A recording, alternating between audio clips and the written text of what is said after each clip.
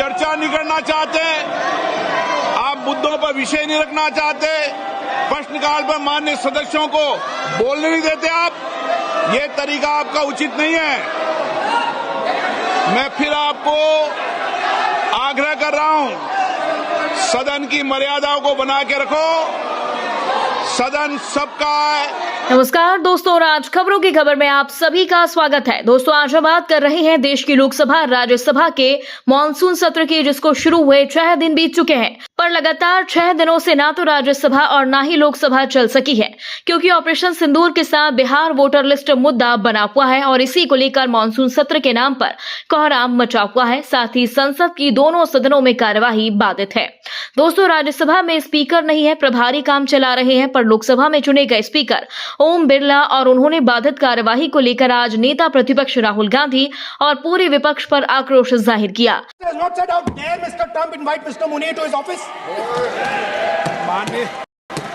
माननीय सदस्य, माननीय सदस्य, Now let me say what Donald Trump has to say. माननीय सदस्य, ये सदन की संपत्ति है, इसको मत तोड़ो। सॉरी सर, गलती हो गई।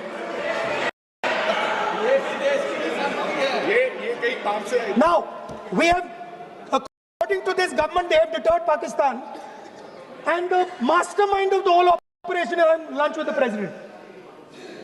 दोस्तों, ओम बिरला ने राहुल के साथ कांग्रेस सांसद गौरव गोगोई का नाम लेकर नाराजगी प्रकट की।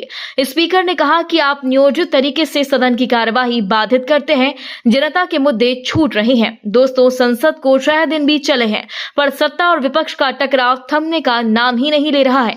संसद के मानसून सत्र में हंगामे और शोर शराबे का दौर जारी है। आज 6 दिन की कार्यवाही शुरू होने के बाद भी सत्ताधारी दल और विपक्ष के बीच का गतिरोध समाप्त नहीं हुआ। लोकसभा की कार्यवाही बाधित होने पर स्पीकर ओम बिरला नाराज हो गए और उन्होंने कांग्रेस सांसदों का नाम लेकर सदन में योजना बनाकर व्यवधान पैदा करने का आरोप लगाया। बिरला ने राहुल गांधी और असम से नवनिर्वाचित सांसद गौरव गोगोई का नाम लेकर उन्हें टोका। ऑपरेशन सिंदूर पर चर्चा नहीं करना चाहते चर्चा। मिस्टर गोगोई और आप सब राजनीतिक दल के लोग आए थे, आपने कहा ऑपरेशन सिंदूर पर चर्चा होनी चाहिए, फिर आप सदन बाधित कर रहे हैं। आखिर सदन आप क्यों नहीं चलने दे रहे? प्रश्नकाल माननीय सदस्यों का सबसे महत्वपूर्ण समय होता है।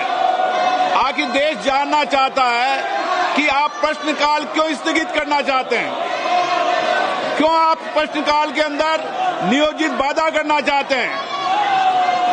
माननीय प्रतिपक्ष के नेता, आपके दल के नेताओं को समझाओ, इनको सदन में पर्चे फेंकने के लिए, तख्तियां लाने के लिए नहीं भेजा है।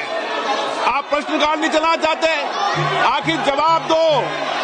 देश जानना चाहता है कि आप प्रश्नकाल क्यों नहीं चलाना चाहते। 10 महत्वपूर्ण मंत्रालयों पे आज चर्चा होने वाली है। शिक्षा, पर्यावरण, वित्त, श्रम, ऐसे महत्वपूर्ण विभागों पर चर्चा होना चाहती है।